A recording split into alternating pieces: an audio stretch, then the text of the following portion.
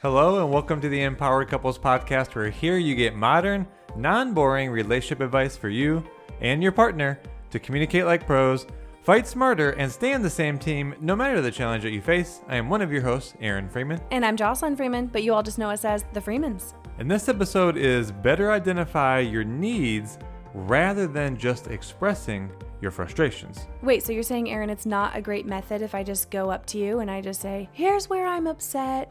Here's where you're messing up. This is what you're not doing for me. You mean that's not a good method? It depends on what your outcome is that you want. That's going to lead to some defensiveness. It's going to lead to some back and forth, some comparing. So if that's what you're looking for, go ahead. Right. No, so obviously. we're saying, no, there is a more effective way to communicate. And this is a really simple, yet it's a principle that is underlying a lot of what's going on in little communication mistakes. That's true. And thank you for a message about this. The idea for this topic came from someone on Instagram messaging us. So I'll just read them, obviously keeping all their information private. But they said, I'm currently in your couples challenge and it's been really eye-opening. So this person is referring to our 30-day couples challenge. Something I've realized, though, is that I'm struggling with expressing my needs. I think mainly because I can't identify them. And then he went on to ask, do you have any podcast episodes about this? And so then we're like, ask and you shall receive. We're going to cover that for you today, even though we have touched on needs in many of our episodes. I mean, we have hundreds of them, but we wanted to do one that's comprehensive, talking about getting better at identifying your needs. So we'll start to break this down a little bit. This is going to be a fun topic. Again, simple, but pervasive, sometimes you could say. What you're doing in a marriage is essentially, one of the main things I'll say is negotiating your needs. That's true.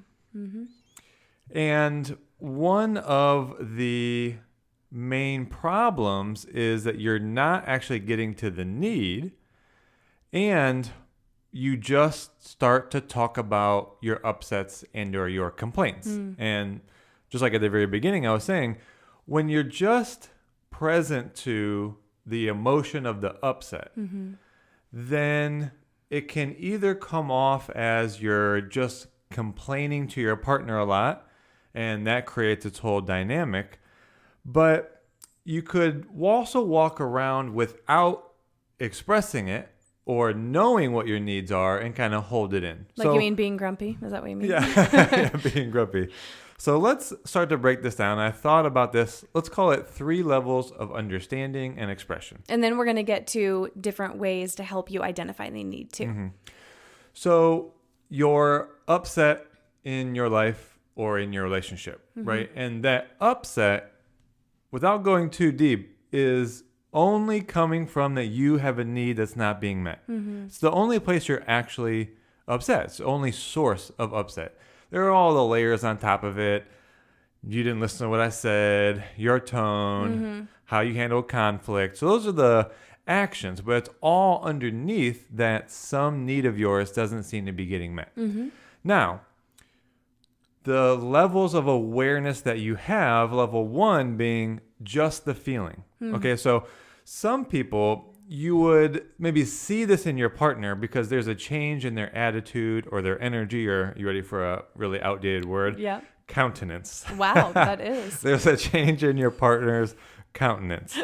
Now, for some, there's 2 options. You could start to feel frustrated or defeated or depleted. Again, it's from a need, but some will shrink down and pull away from engaging in life, which would include your partner, obviously. This is a marriage podcast. While others will be more on edge and quick to react.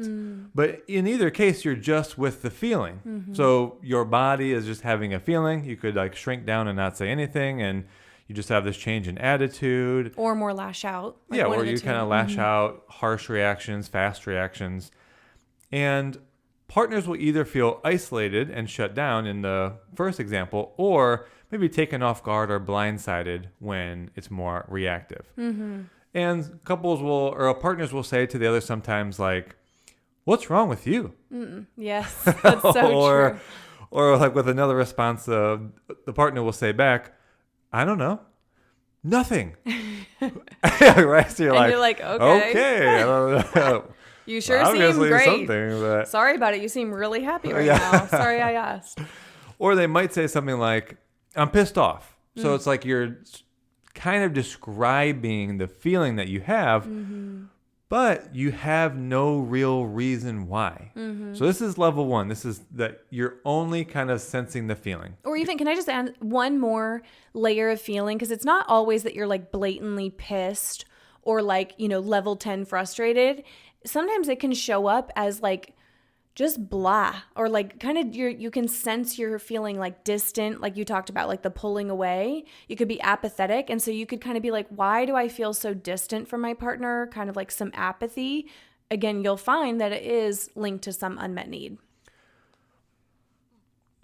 I mean, eventually. But eventually, maybe you won't. And that's kind of like the point of the podcast, right? Like, unless you start to make these connections, you can't really do that much about it, let alone ask for the help or support you need from your partner. So, okay, level 1, feeling only. Level 2, feeling, and you're aware of what you're frustrated by. So in this case, take any of the above expressions that we just talked about, but now your partner might be able to give, or you, I don't want to put this all on the partner, you might be able to give a specific answer when asked. What are you frustrated by? I'm frustrated about the dishes again in the sink, or I'm frustrated about how you talked to our kid yesterday, or I'm frustrated that we haven't gone on a date night in 3 months. I'm frustrated that you don't prioritize me, or time, or love. All of the possible upsets, insert here now. So you're really aware of what it is that's upsetting you.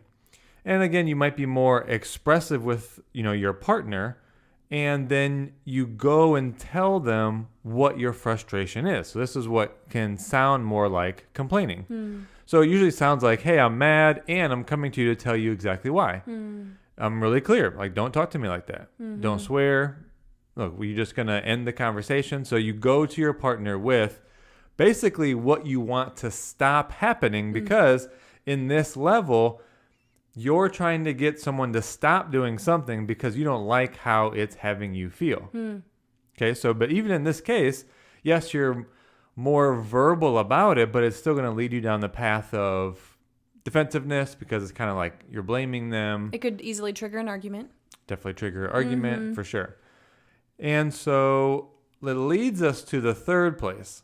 And all along, the feeling that you have, the frustration you have, what you want to stop, actually has another side to it.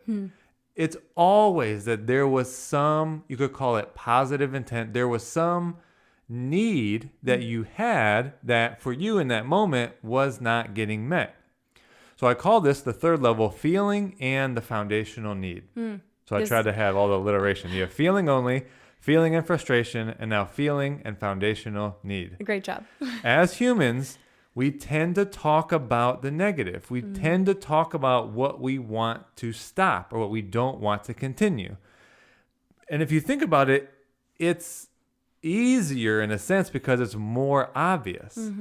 Yeah, it's obvious. If you just stopped doing that, if you didn't talk to me this way, then I wouldn't be pissed. I wouldn't be mad. I wouldn't feel frustrated. I wouldn't feel disrespected.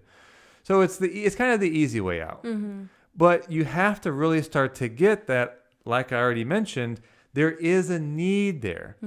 It's the need to, which you're going to go into. So yeah, I don't want to take away from it. Some underlying need, and there are levels of needs that we can lay out, but to feel loved, to feel understood, to feel accepted, to feel that you belong, to feel like you are appreciated. And if you think about that, if you just, instead of all that other stuff, not saying anything or saying what your frustration and complaint is, if you went to your partner and said, hey, you know what, I realize what I've really been missing or what I've been needing is just, to feel love. And it's like you just take kind of out the possibility of it being a blame or their fault or defensiveness. And if you're a partner to someone, like, you tend to want to lean into, oh my gosh, they're expressing a need they have. Of course, I want to help fulfill that, especially if it's something I'm doing out of my own desire, something that doesn't feel like I'm being forced into or blamed for. It's like, hey, I really want to feel more love. You're like, oh, as a partner, I want you to feel more love. Right. And even I can think of the session that we had just a couple hours ago with a couple, and she was sharing about a certain dynamic that happened in the last week, and it could have very easily, escalated, but thankfully they've been doing our coaching, so they were able to de-escalate it. But she was sharing how she wanted to say it. And then I just said, hey, what if you were to translate that into saying, hey, what I realize I actually need is. And then she was like, oh yeah, that is a much better approach to it. So with that, I'm going to go into some different ways for you to identify what you need. And these are going to be like some categories, some prompts, because it's really just different verbiage. Like you have to find the words that feel genuine to you and relatable to you. So these are just going to be helpful ways to start to kind of access it. And as I go into these, one thing that is key to realize when it comes to needs, we know that when you have a lot on your plate, when you're busy, when it almost feels like you and your partner maybe have conflicting needs, it can feel as though there isn't time to meet them. How are we supposed to make time for yours and mine and still get rest and still take care of the kids and work, right? And so just want to share that as we go further into these needs, truly one of the best things that you can do for your relationship is our 30-day couples challenge. And it is because we simplify it for you. Every single day we are getting messages from people in the challenge. I'll actually read one and then I'm going to go right back into the needs. So they said, "We love this couples challenge, ! We are more focused on our relationship and are seeing how important it is to keep the love tanks full. It has been really fun. Day 15 was really hard, but we recovered and I'm really proud of us for pushing through. We're learning to listen and how to handle conflict. Conflict is good for us. It's been able to help us learn and grow. Thank you. We are so glad we signed up for the challenge." So we love getting messages like this every single day.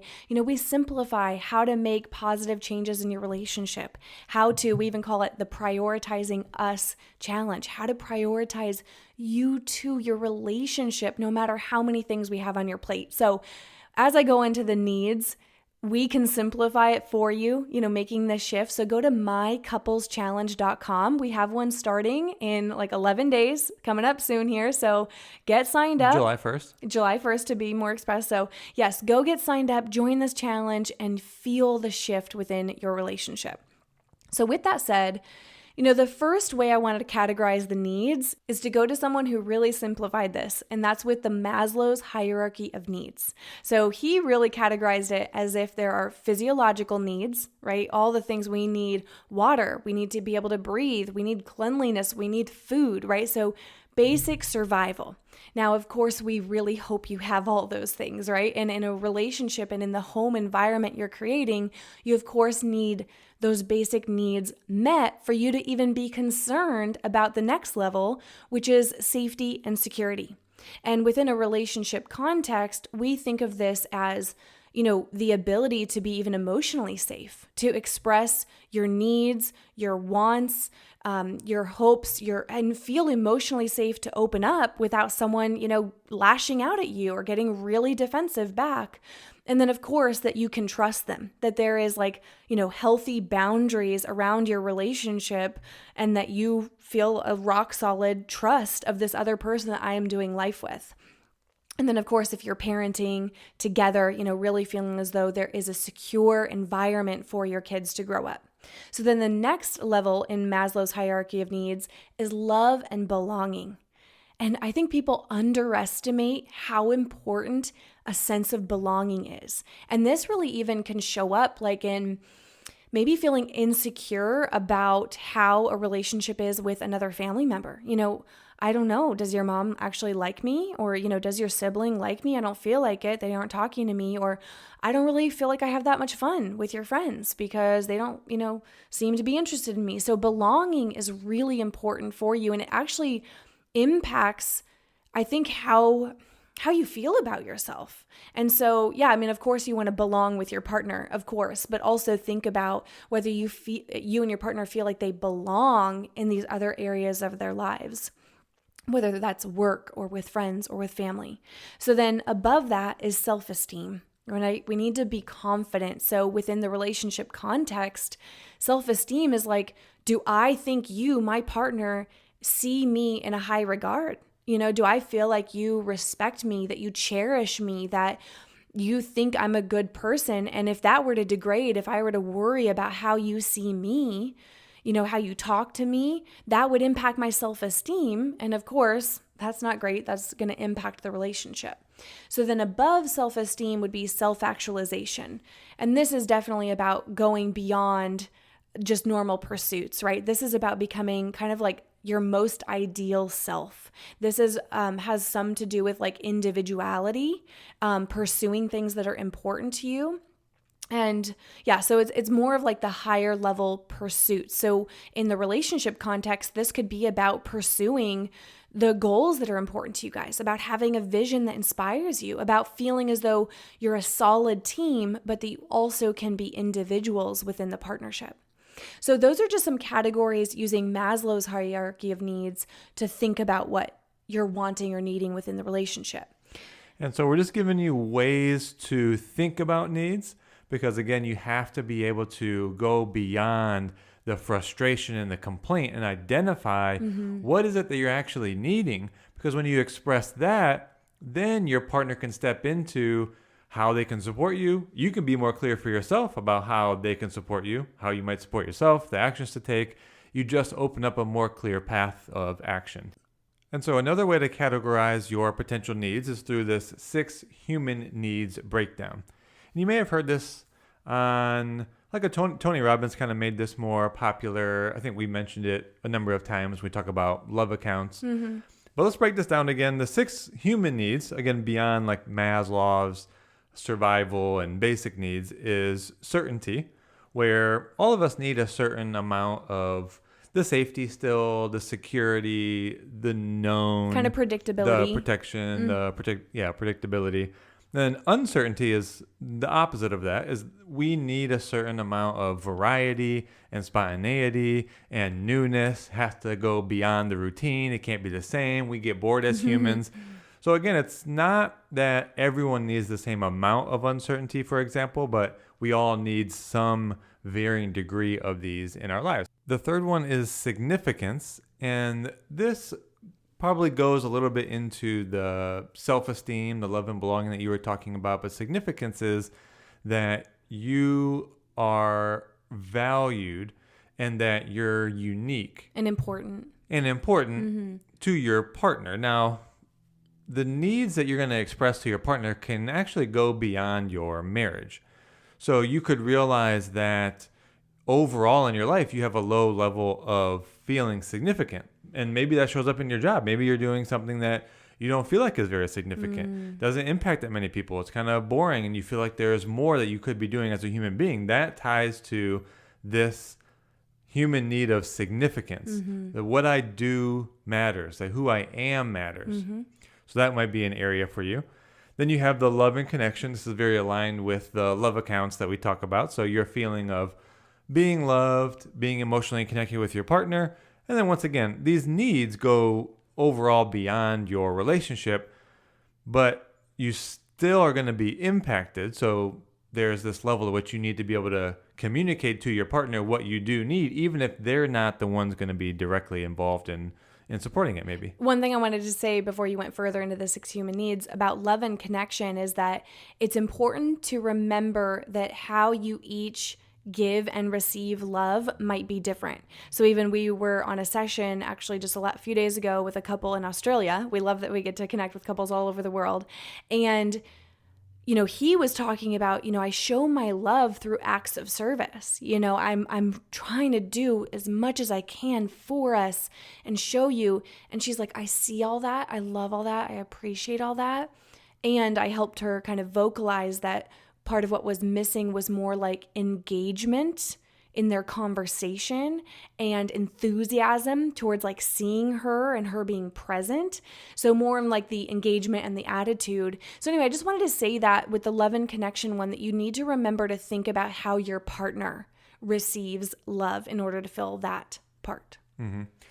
So if we go to the 5th one, it's growth. And growth is the hero's journey. It's being on a path. It's progressing. Progress is happiness. Happiness isn't some sort of destination, because anytime there is something that you've wanted to achieve and thought that that's what was going to bring you happiness, you get there and then what? In a sense, you have to set another goal that can feel in your life as if you're not ever satisfied. So it really does come down to not comparing yourself to anyone else or anything else besides the person that you were yesterday. It's a good way that I've heard it put. And that measurement is growth. Can I be even better than the person I was yesterday? And then, of course, you might find different areas of pursuit or purpose or meaning. And all of that is really the path of growth to even more so like the self-actualization, becoming the person that you could be or that you were meant to be. This is also a very spiritual-minded focus. I think, too, within the relationship context, again, like growth could show up as like, oh, I wish we were making progress in our finances, or I wish that we were becoming better parents together. So feeling a sense of that progress can show up in a lot of different ways within the relationship, for sure. Mm-hmm. And then related to all this as well, the sixth human need being contribution. And again, not just your relationship, but elsewhere. It might be also called service. It could be called giving. It's that you're not just selfish. You're not doing all of your life for yourself. It's that you contribute to other people. Obviously, your spouse and your partner and your kids, your family, obvious ones, but you might get to the place once you've really gone up a lot of the Maslow's levels, or you've kind of got finances handled, or you're doing well just in your family unit, in your life. Like as human beings, I think we're always going to get to the place that once we're all kind of covered individually, and again, the family life, you have this natural extension to contribute, to add value, and to serve others, to help better them. Yeah. And just to add again, how that can show up though, of course, there's the contribution in terms of like, I get to contribute to our home environment and, that you recognize my service, like acts of service is a big way, but a subtle way this can show up too is like, I wish my partner would let me in more, that I can contribute to them, that when they share their hardship with me, whether it's a hardship with a family member, a hardship with something going on in their job, that they let me in, that they let me even just offer encouragement or sometimes some advice. Of course, unsolicited advice can sometimes feel like criticism. So, being receptive to that. But that's something to consider within your relationship is, do I allow my partner to contribute to me? And do I recognize when they're trying to contribute to me emotionally and offer me wisdom or ideas or encouragement? Because that boosts someone's feeling of, I can contribute here. And if you're really looking at this from your own perspective, this might be one you've never thought of. Do I feel like my partner lets me be a contribution to them? Yeah, exactly. So I think the 6 human needs are a really great way to categorize and think about your needs. So all of those are great. And then just another like even simplified, right? So we got Maslow's hierarchy of needs. We've got the 6 human needs. And then you could even simplify it into physical needs, emotional needs, and spiritual needs. So some physical needs could be even things like, I need some space. Like I know that comes up for me sometimes, like we love our parenting journey. We love spending time with our baby girl. And sometimes like just there's something called human design. My human design type, I need just a few minutes, especially after we run errands or we've been doing a lot of social things. Like I just need to retreat into our closet sometimes for like 10 minutes just to get a little space, but I can communicate that to you. So physical needs could be needing space, needing you go in the closet? Sometimes I do, yeah. I didn't even know this. we have a huge closet, so I don't want people to see you like in this small little. Right. I say that because what I go in there for originally is to like put some clothes away. And then I'm like, oh, let me just like sit here for a minute because it kind of feels like my little cave. Yeah, sorry, I had to say something to that. If I was a listener, I'm like, she has to hide in a closet? What kind of environment do they have going on over there? No, it just feels kind of cozy in there. It is a big one, you guys. It's like almost like a mini room. Needing space, needing affection. But sorry, I get you were already in there doing things. Yes, so you I'm just putting stayed away in clothes, there right. And got on your phone, basically. Exactly. Yeah, okay. For clarity's sake. Right. He's very concerned about how that would be interpreted. So physical needs, needing space, needing affection, right? Like needing that physical touch. It could also be needing to switch up the environment. Like, I just am feeling Like I have cabin fever and we've been at the house for a long time, or let's move, or let's go on a trip, or hey, I need to go out of the house for a little while. You could also say it's the actual physical body needs that you don't feel confident in how your body looks. You don't feel a lot of energy. So maybe it's in the realm of working out, moving your body, strengthening your muscles.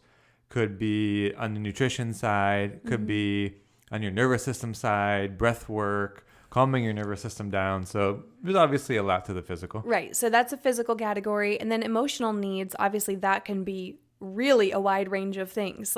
But to simplify some, I would love to feel more heard. I would love to feel as though you're more receptive to the things that I bring up. I need encouragement. I need support. Like, how is your partner supposed to know what you need when emotional needs change, not only day to day, sometimes hour to hour? Emotions are this wave that we're riding. And so one day you might need encouragement. And the next day you need advice. And then the next day you need affection. And obviously we're not trying to paint all human beings as just all over the place, but that kind of is how it is. We need to communicate on a day-to-day basis what our emotional needs are. So being able to ask yourself that, okay, what do I need emotionally right now? So then the last category in this one is spiritual. What spiritual needs do you have? So could that be you need wisdom, or could that be that you're actually feeling like the world is on your shoulders? And so maybe you need to lean more on your faith, or you need something that's giving you a sense of purpose and growth. And so that can be achieved through reading books or, sitting down with a mentor. So there's just different ways you could categorize, right? So we talked about Maslow's hierarchy of needs and categorize them that way, the 6 human needs, and then the simplified physical, emotional, and spiritual. And just to summarize that does take a lot to identify. It's a self-awareness. And if you don't go down the path to get better at doing that, you only leave yourself in the 2 categories that we mentioned. You're going to have these feelings. So then you just go to your partner with the frustrations. But that communication style is going to just lead to defensiveness. It's going to create emotional wedge between you both. If you're not repairing strongly, you'll have long argument hangovers, lead to resentment. You'll feel as if you could even be better off in life on your own because this is hard and you don't have your needs met. But if you think about that, if you get to the place where you feel like what you need is not getting met, but you're not identifying or clear about what those needs are, it's an impossibility. How could you move yourself, let alone expect your partner to help you move in the directions that you needed to? That's so true. Yeah. So I think it's key that you take a second, check in with yourself on a more regular basis, get better at asking yourself good questions. What is it that I'm needing here? Think about these categories that we provided for you to start to get at it. And you can tell your partner, hey, I'm trying to get better at identifying what I need here.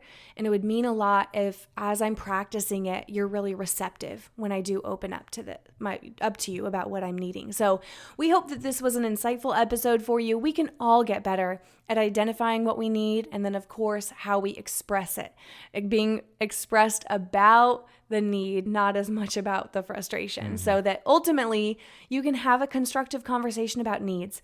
We don't need to take them personally. By the way, if your partner expresses a need to you, it doesn't mean you're deficient or you're not doing good enough or any of that. We all have needs. They all fluctuate. They all change. So be receptive to each other. Be expressive. We really hope you enjoyed this episode, and make sure you get signed up for the 30-day couples challenge. Again, go to mycoupleschallenge.com.